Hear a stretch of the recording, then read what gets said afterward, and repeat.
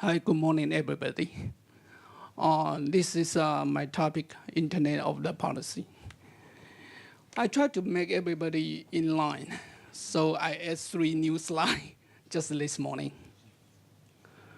The first one, we have to ask, is the internet fragmentation is possible? I think in the 2016, in the WEF, the Windsurf and Willendrek and Walcon bring this issue on. It's the internet fragmentation. It's possible. So this is the whole thing, what I'm talking about today. Let's look at about the last 20 years. How I count the 20 years. Basically what I count is when the internet go to commercialized.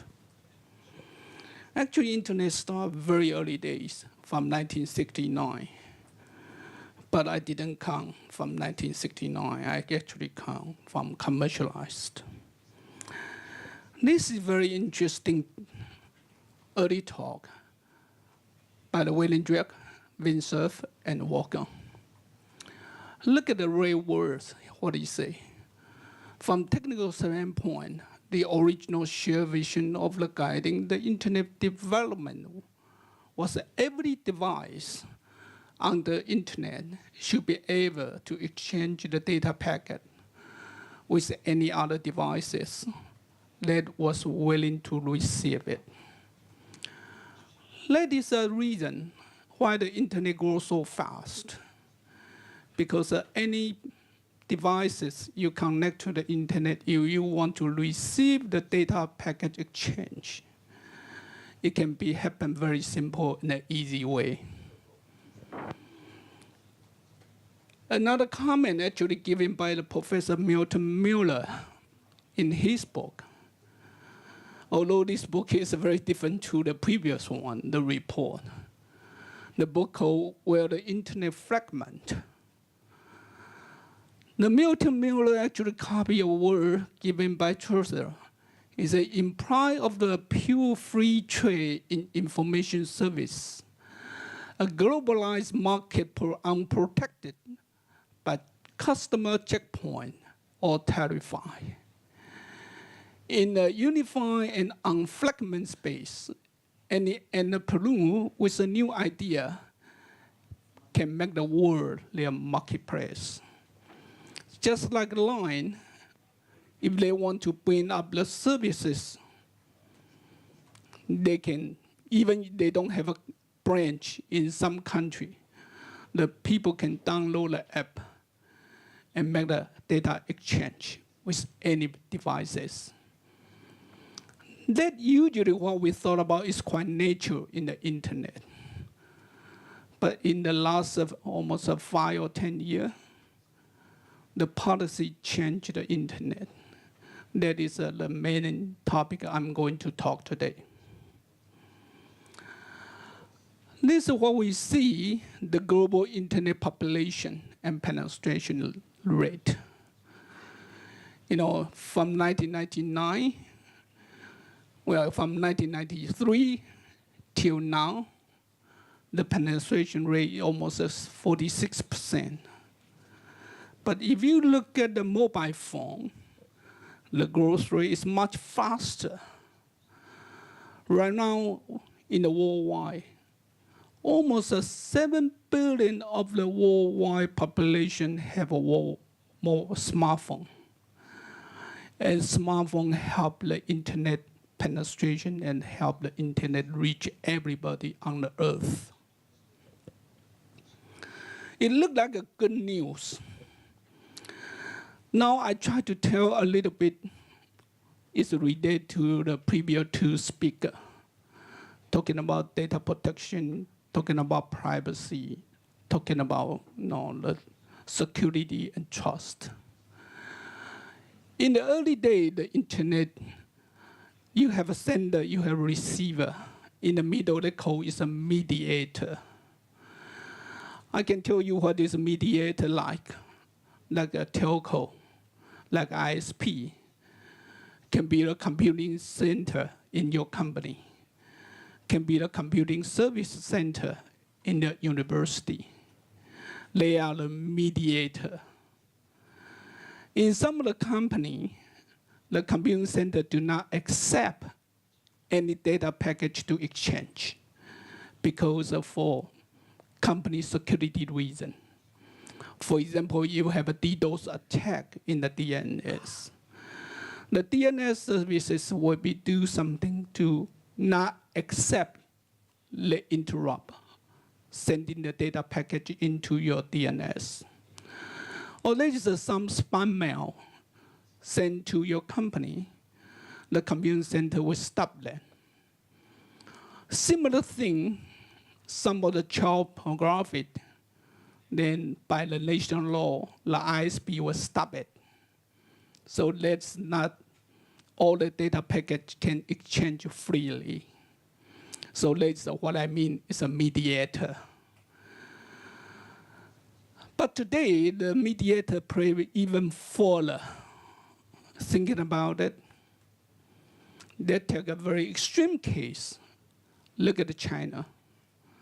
The mediator can be a government.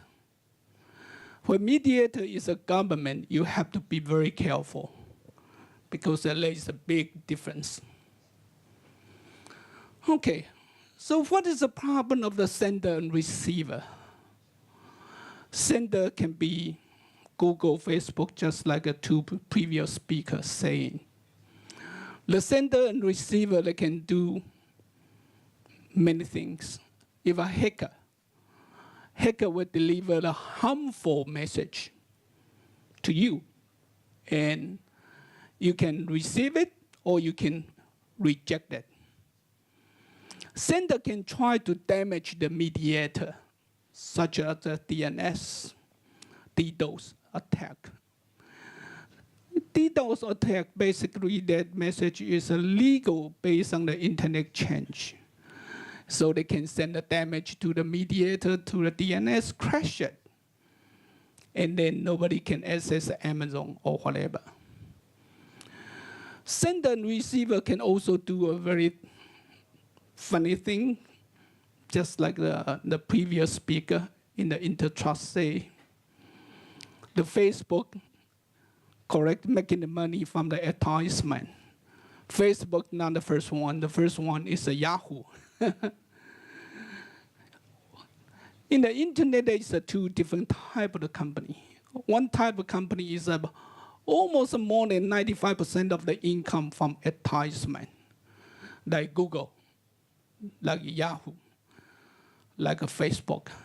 But they also have another kind of a company, like Amazon. They don't, advertisement is not a major income for them. It's very different. There's so many different kind of business model in the internet industry.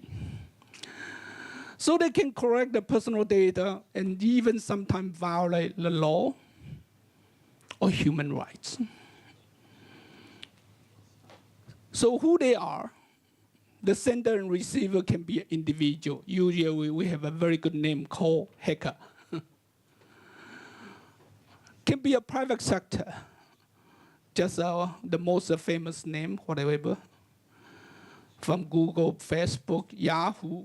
Everyone have a similar problem, even in China, like Baidu, Alibaba, Transam, QQ, all the same. They're collecting the data. Your government, don't think about your government is do nothing. You know, every country, we pay a lot of tax to the government. The government office will do something too. So the government might be, sometime, at least there is a case we know, is called Snowden case. Edward Snowden, NSA. And you even didn't ask, what about in China? What about in Russia? What about in Arabic country? So your government can do that thing. Even worse, the foreign government. Like in the US election, the president election, Russia tried to meddling of the US elections. So there's many different ways to do uncomfortable thing. I don't want to say evil, but it's uncomfortable. Could be happen from the sender and receiver. What is problem of the mediator? Usually the early day, the mediator just try to make the message from sender to receiver, make it connected. But when the time change, mediator began to do more things. Sometimes it's because of the user asking. For example, the user will ask, no pornography into my house. And ISP might be charge you $10 a month more to helping you to do the blocking, okay? And much more than that.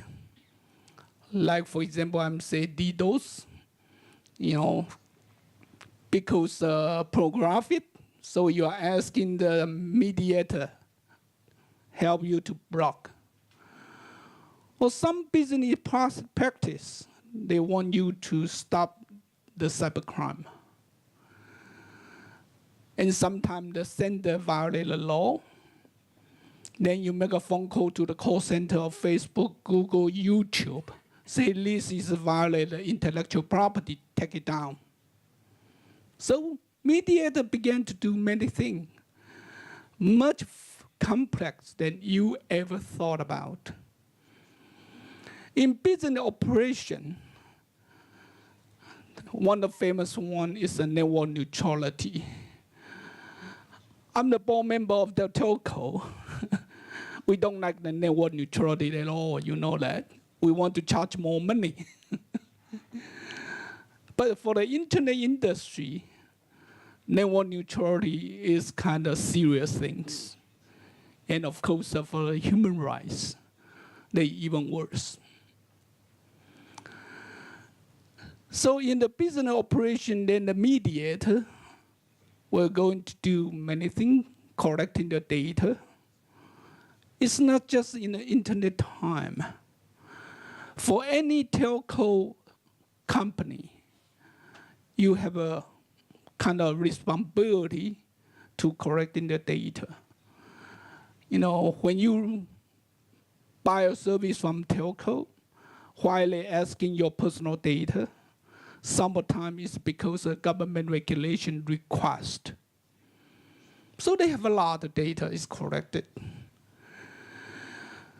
And the government, why the government in the mediator, they do a lot of things.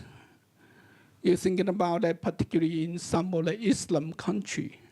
Religion is one of the major reasons. Because of religion, they will ask the mediator to block the message.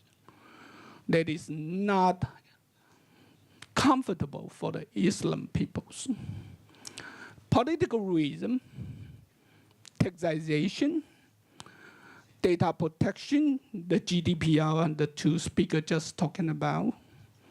In China, the Great Wall is kind of mediator. They block everything. They don't like, the government don't want it. So it will generate more harmful to the global internet. As a company, any internet company, today you have 4 angles you need to fulfill. Usually with thinking much simpler, now it's much complex. The first one, any internet company, if you are listing, just like a line, you have to protect your benefit or your interest of the shareholder, because you must make a good revenue, good profit, respond to your shareholder. At the same time, you need to fulfill the user interest, because the user is your life.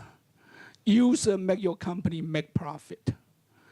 So you have to make your user comfortable, their community really enjoy your service provided to them. And at the same time, sometimes the user interest is related to the human rights. Sometimes the people thought about human rights activists is troublesome. But to be thinking deeply, I would say human rights is helping you to let you really understand what is your user community appreciated. So not really, positive or negative. It's sometimes in the middle. The next one today, any internet company, you need to take care of all the security problem. If your company, the system is crashed, you definitely not make your user happy. When your user is not happy, it definitely is not good for your price on the stock market. So there is no good to the company. So for any internet company, security getting more sophisticated and more important for the company to be survive and to extend and to spend services to whatever your user communities. Here, one more complex thing is a national law. Here, I'm not talking about the domestic in Japan. Of course, the line is a company listing in Japan. You have to fulfill the law in Japan. But you also have a branch, you also have a company in Korea. You still need to fulfill the country law in Korea. If you have a branch in Taiwan, Malaysia, Indonesia, Vietnam, and you want to go to any other country, now the national law is very complex because every country is very different. You have to know how you can fulfill it and to make sure your company is really very dynamic and very, workable within most common entry among the countries. But sometimes, some of the country, no matter how dynamic you are, no matter how hard you work, it still doesn't work. For example, if you want to go into the country like China or Russia, it's tough. Because then you are be asking to do something maybe you don't feel comfortable or your user community is not happy about.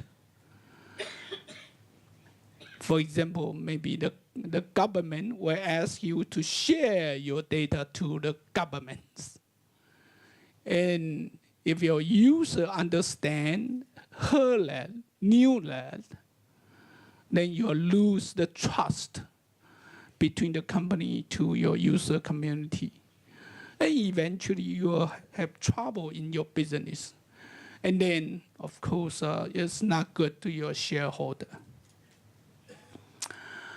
So let's see, from 1969, I'll go to the history, talking about how the policy developed and how we are now.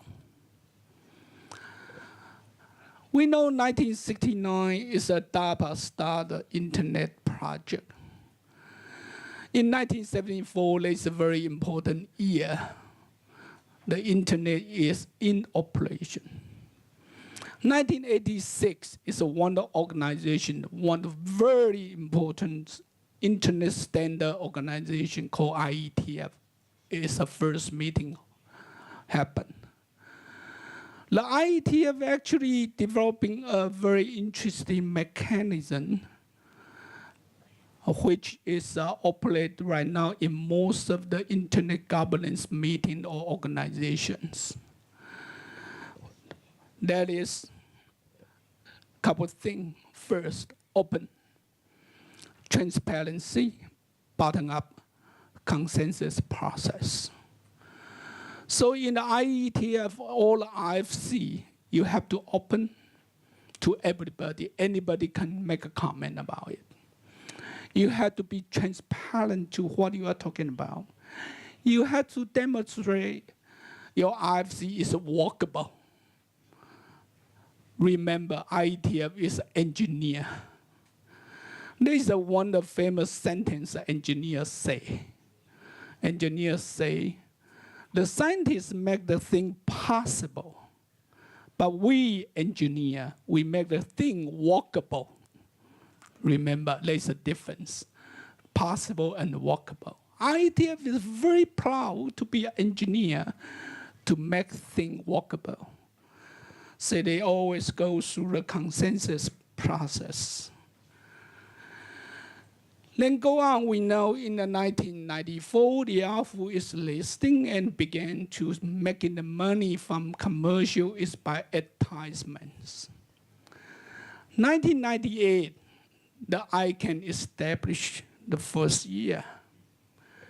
And ICANN is a global internet organization coordinating a couple of things: IP address, domain name, root server, and they operate it based on the multi-stakeholder mechanism. Basically, the multi-stakeholder mechanism running in the ICANN is very similar like IETF say: open, transparent, bottom up, and then consensus process. But when the ICANN is established, that is an issue, is a remain. It's the contract with the US government, the ICANN contract with the US government.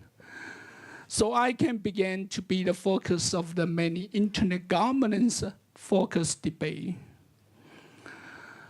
So go to the 1998, I think it's interesting, the Google company.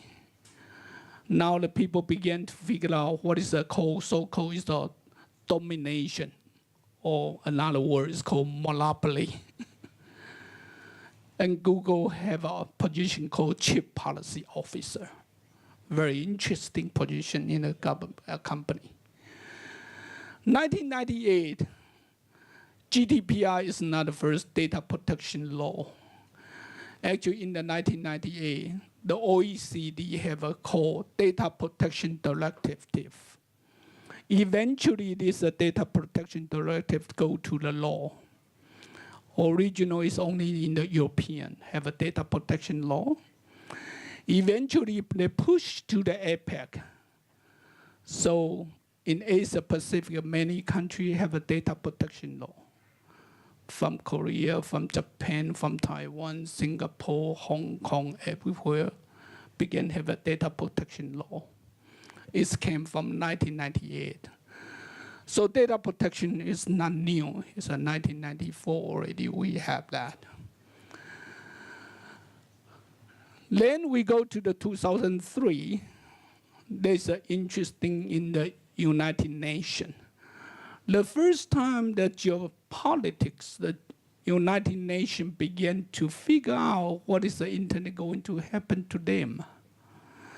So 2003, the UN initiated 2 meetings, both meetings called summit, okay? One is in the Geneva and one is in the Tunis. And this meeting, the most important is to define what is the internet governance we are going to talk about. There is one narrow approach. They only focus on the so-called CRI, Critical Internet Infrastructure Resources, CRI. It's talking about DNS, talking about IP number, and root server, and also the ICANN institution. But people thought about that is not enough, so they have a much broader approach, including the legal, economy, developmental, and social cultural issues. And eventually by 2005 was be accepted by UN and also initiated another series of the conference called Internet Governance Forum from 2006. So we know the next interesting is 2004, the Facebook is launched. So social media began to the focus point for everyone. 2006 is initiated the UN IGF. It defined the 4 different categories of the people. One is called government, another one technical and private sector and civil society. And the meeting of the 2009 is in Egypt. A big argument. Should we continue the IGF meeting or not? China and developing countries arguing IGF should not run in the current way. It should be run based on the government have a more important role in the IGF meetings. But US and most developed countries and business sector and civic society argue the IGF still running multi-stakeholder mechanism. That is very new to the UN system. That means it's not only government delegate have say. Anybody as a stakeholder in the internet world, you have a say too. So, in 2007, Apple launched, just a previous speaker say, the smartphone really in the fly. So internet just not only working for PC, notebook, and moving to the mobile phone. 2010 is very important year. In 2010, the main development is internet geopolitics. Was a US Secretary Hillary Clinton. He gave a speech talking about freedom of expression on the internet. And what happened? We know at the year 2010, Google and China break off. Google moved out their data center from China. The reason the Arabic Spring is very critical, particularly for the internet development, particularly in the policy, because it's threatened.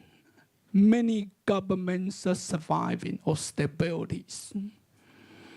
And one of the countries, Egypt, make the internet shutdown, more than internet shutdown, actually even shut down the telco. You know, all the phone doesn't work one day. You know, because they don't want all the things of propaganda to against the government. So, in the early day, a lot of government really don't understand what is internet governance mean, how to design the internet policy for country, for the nation. So for a long time, the technical group actually leading the policy development, particularly the internet developments. Now let's look at the data. What's going on happen? Remember that? Now this is the data. If you are interested, you can go. There's Amazon Alexa. Amazon Alexa always publish, the top 500 in every country. They are total correct more than 1 million of the website to see who are the listing on the top 10 or top 500. Based on 2 things, the page view and daily visit. If you look at those other countries, I'm put it on here: USA, Japan, Taiwan, Germany, France, Brazil, Singapore, India, China, Russia. Do you think some very familiar thing and one very different things? Most of popular one is that you can see Google, YouTube, Facebook all on the top. Amazon. What's that mean? That actually amplify what I'm saying. The original internet world, the sender and the receiver, actually data exchange is so natural without a customer checkpoint. If you have a new idea, you can make the global market as your market. So Google easily to transfer to every country to be the leading position. YouTube, Facebook, whatever. But if you look carefully about China, it's very different, right? Google, Facebook, Twitter is not in the China side at all. Then what's happened? Let's go on. My time is quite limited. So if the internet fragmentation is possible from China's data, yes, it's possible. Internet fragmentation is possible. It's a technical possible. How the China different to the other worldwide market? They are not an open market without permission. If you want to run your services in China, you have to get a license from your China governments. You say, well, I don't want to set up branch, I just based on the internet to transfer to the China. Doesn't work. The gray world will stop you. How they can do it in the internet gray world, the license control, and many other things, because the government manipulate the mediator. So of course, the next one we know is SOPA. My time's limited, I skip it. Then we know the Edward Snowden. The previous speaker already talking about that. The Edward Snowden, they find that surveillance is everywhere, every country, every government, do the surveillance. And then 2014 is one of the World Internet Conference running by China governments. They run once a year in Wuzhen. Why they are doing that? The China want to play their own game rule. They don't want to follow the UNIGF. They don't want to run the multi-stakeholder. They want to run the multilateral. Give the government delegate representative have more say and more control. And they promote the censorship and surveillance. And you can imagine, does China want to sell their Great Wall system to outside China? Why not? Do you think the government around the world don't want similar system, the Great Wall system, so they can control their so-called cyber border? Why not?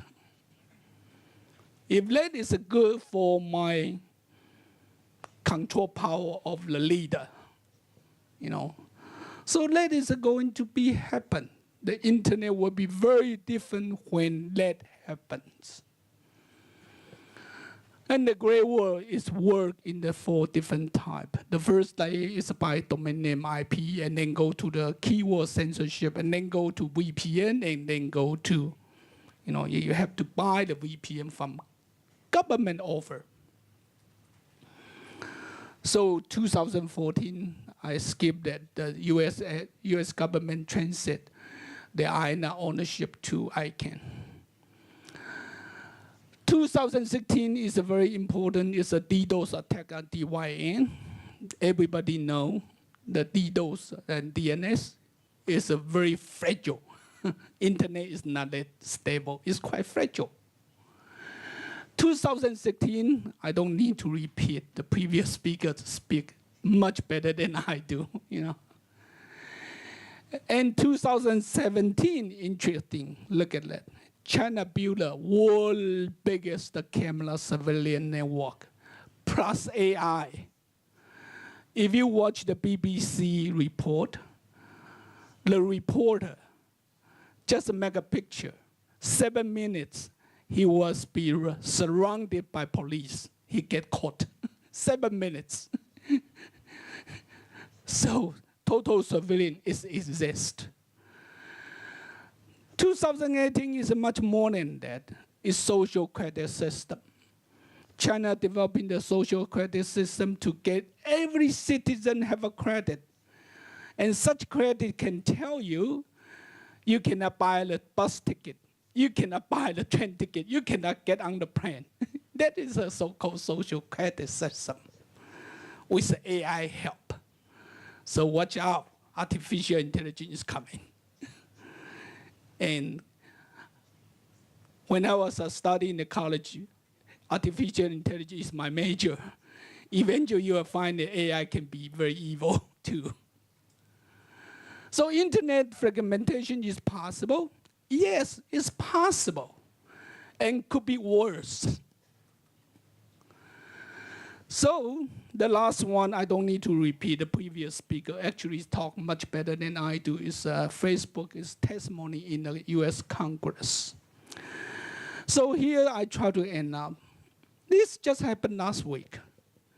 The Russian company, they moved to Switzerland. You can imagine why they moved to Switzerland, because Russian is trying to do similar thing, making the control. You can do the encryption, but you need to give me the key. I know the line you run the encryption message, but if you run in certain country, you have to hand in the key to the government. That is your decision, your business decision. And of course, the decision will be impact to your user community. If that is the impact to your user community, it will impact to your share price in the stock market. So let me try to figure out finally. So what's the internet, the future? What I say is that basically you have a two-way to go. Two-way to go. The one way is very extreme. It's not, at least personally, I don't like to see it happen. If the internet fragmentation really happened just like China, and China can export the total surveillance, the Great Wall, social credit system to the country outside of China. There's a 198 country in the UN membership. Do you know in the UN 198 member, how many of them you can elect your own prime minister or president? Not much. No more than 50%. Less than you can think about. They will love it. They will love it. So is the fragmentation is possible? Why not? In the extreme case, it's happened. If that happened, to be honest, the internet will be very different to what you see today. If you are an internet company, you try to continue expand to running good revenue and profit, you have to watch if this trend is going in that direction or not. I wish not, but it really depends on policy debate.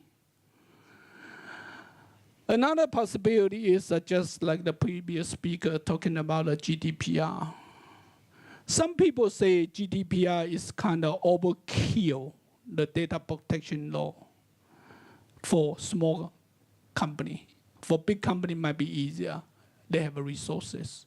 But some other companies do not have resources doing that GDPR implementation. I know at least several of the companies right now, they prefer just shut down the office in European. They don't want to have an office in European to collect in the European data to make in trouble for their company future, at least until they are ready. So here is a thing we have to be careful that is a policy debate is critical, and internet actually in the turning point. We don't know internet will going to be fragmentation or still remain, so the user community can enjoy the freedom of the internet. And the internet company can enjoy the internet, the worldwide is a global market. You don't need to working on the very traditional 30, 40 years ago. You need to go through the customer check point to allow you to run the business or not. And you need to spend long time in process about that. So that is a very different development in the world. So what we need to think about it, one is a great world, and second of all, be careful. A lot of people began to talking about digital sovereignty. Sounds reasonable, digital sovereignty. But have you thinking about if you want to make a digital sovereignty solid, how much they think you need to do it?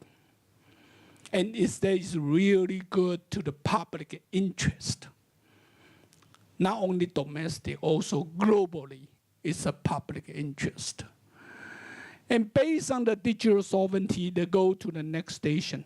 The next step is talking about the data localization. It's kind of funny. The cloud computing, cloud service, a previous speaker just said, is getting popular. If a data localization is going to be a forcible law, why you're going to run the cloud computing? You have to have a data center in every country with digital sovereignty they claim. The next one is even feasible, it's almost scalable. Is that your data have to share with the government by law, and in what process. That is really scary for every user on the internet. So it's the open and free market will be still exist. And big data and AI can be even more interesting. And how we can develop in a good third-party audit or balance check when they are doing the big data and AI process. So let's back to this chart. So eventually the internet company, what the challenge you will have, you have many things. Your user community, your shareholder, the system security, and also apply the national law. So do you have a policy to deal with all these challenges in the future? Okay, that is the end of my talk. Thank you very much.